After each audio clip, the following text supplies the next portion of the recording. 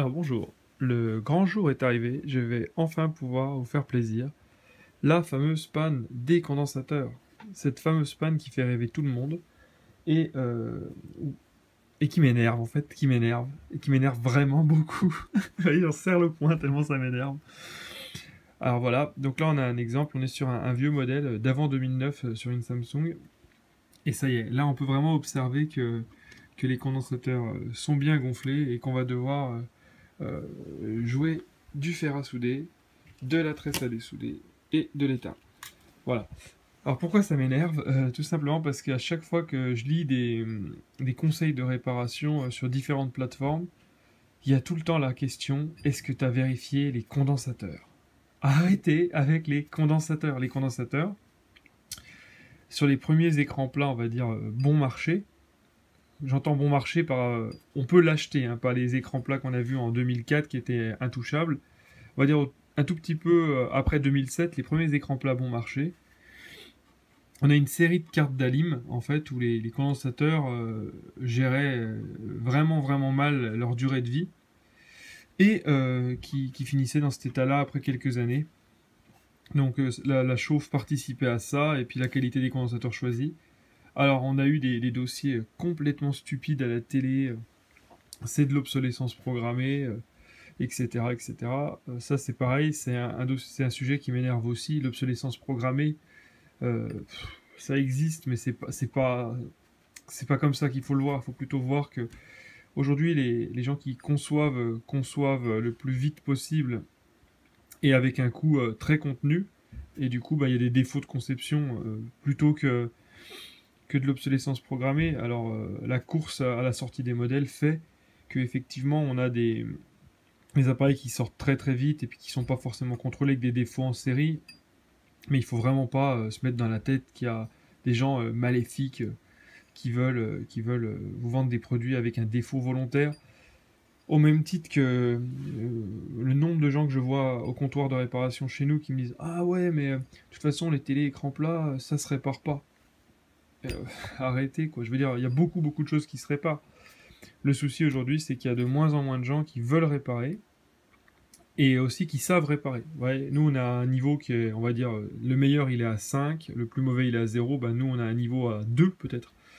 Et ben, avec un niveau à 2, on arrive à réparer 8 télés sur 10, quoi. Hein. Donc, il faut arrêter avec tout ça, les obsolescences programmées, les pannes de condensateurs, et j'en passe, et des meilleurs, qu'il n'y a rien qui se répare.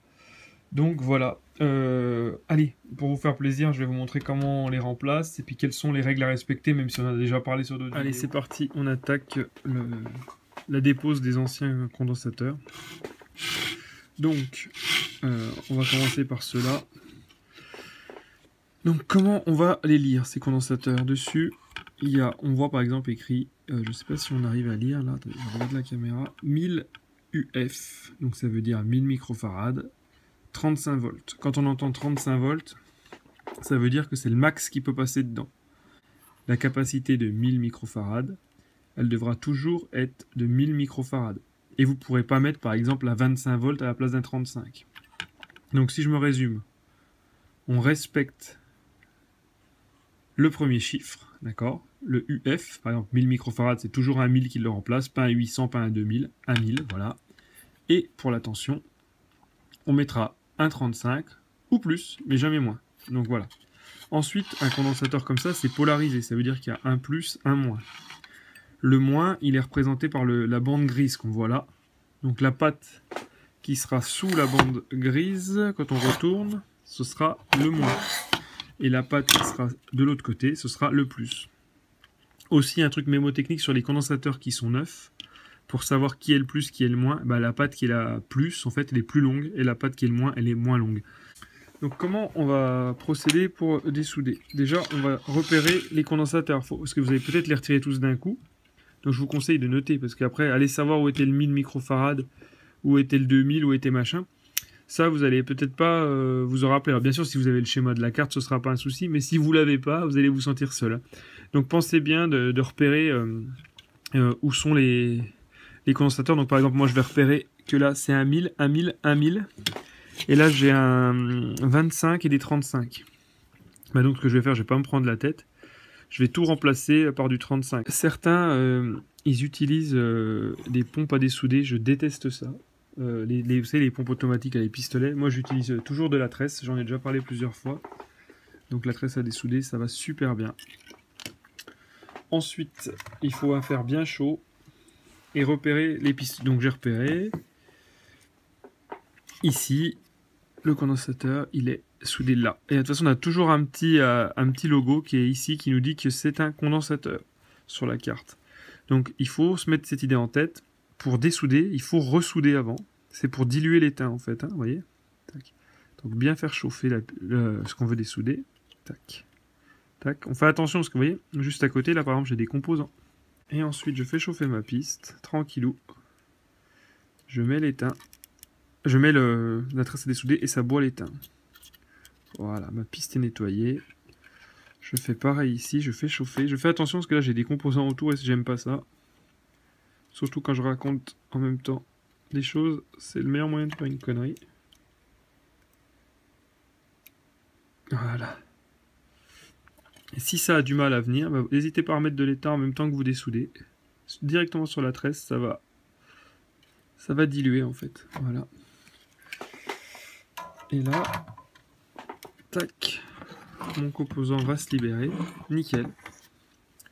Donc maintenant, on veut savoir, parce qu'on est curieux, l'effet du composant qui est HS. Donc là, il est donné, celui-là, donc on l'a dit, hein, pour 1000 microfarad. Donc on va utiliser le multimètre en mode capacimètre. Donc c'est-à-dire que le multimètre va charger le condensateur en énergie et du coup on va pouvoir mesurer. Donc on se rappelle, hein, le moins c'est la patte qui est grise et le plus c'est la patte qui n'est pas marquée. Et là, on voit que ce super condensateur nous donne même pas 300 microfarad pour 1000. Donc voilà, on a là vraiment un gros problème sur ce condensateur. Et c'est caractérisé. Mais méfiez-vous, certains condensateurs ne seront pas forcément déformés et pourront avoir un problème. Voilà. Donc les pannes de condensateur, ça existe encore un petit peu, mais c'est surtout sur les vieux appareils, hein, comme je l'ai dit au début de la vidéo.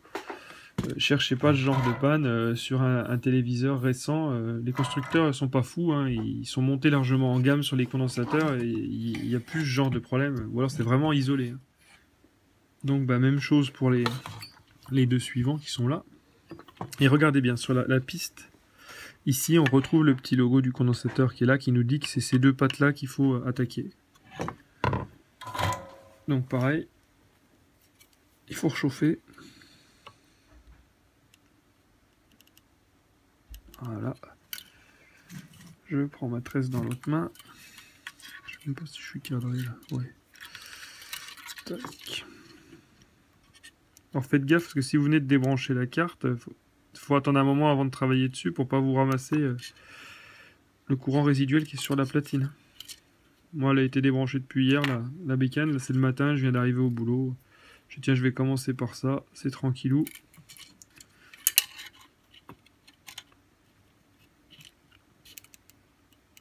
Voilà. Pareil, celui d'à côté, il est là, on l'avait repéré il y a 2 secondes. Hop. Donc je recharge en éteint. Je laisse cuire quelques secondes. Je prends ma tresse. Je mets ma tresse. Hop là. Pareil à côté.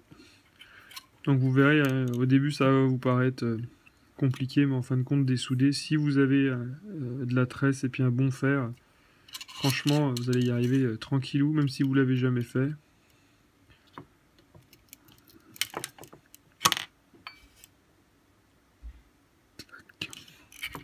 Faut prendre son temps. Là, vous voyez par exemple, c'est pas tout venu d'un coup. Bah, plutôt que de continuer, bah, je redilue l'étain.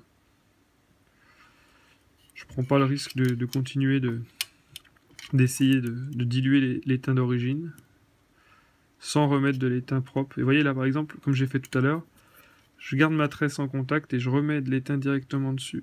Ça participe beaucoup à... Voilà. Hop. Et donc après ça s'enlève vraiment tranquillou.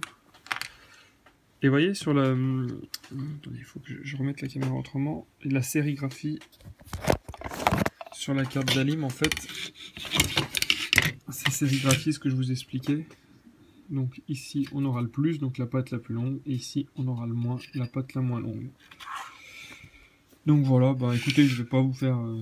je vais pas vous embêter plus longtemps parce que bon, bah, voilà, il en reste à faire et ce sera pareil pour les autres. Donc on s'est débarrassé des condensateurs défectueux. Et maintenant, on va ressouder un neuf. Là, par exemple, j'avais noté sur ma carte que c'était en 35 volts et c'était un 1000 microfarad. Donc j'en ai pris un neuf, 35 volts, 1000 microfarad. Je le mets en place. Je respecte la polarité. Clac. Clac. Ensuite, qu'est-ce que je dois faire? Je dois chauffer ma piste. J'attends. Voilà, quelques secondes que la piste monte en température. Et je crois que je suis un peu fou. Voilà, hop. Que la piste monte en température, j'apporte un petit peu d'étain. J'attends que ça fusionne. Voilà, je laisse chauffer parce qu'il faut que la soudure se fasse. Hein. C'est pas juste de coller l'étain. Voilà. Je chauffe ma piste, j'apporte un peu d'étain. Voilà, j'attends. Tac. Et voilà. On a changé son condensateur. Donc on fait ça pour tous les condensateurs. Et voilà, on aura sauvé cette petite carte d'Alim.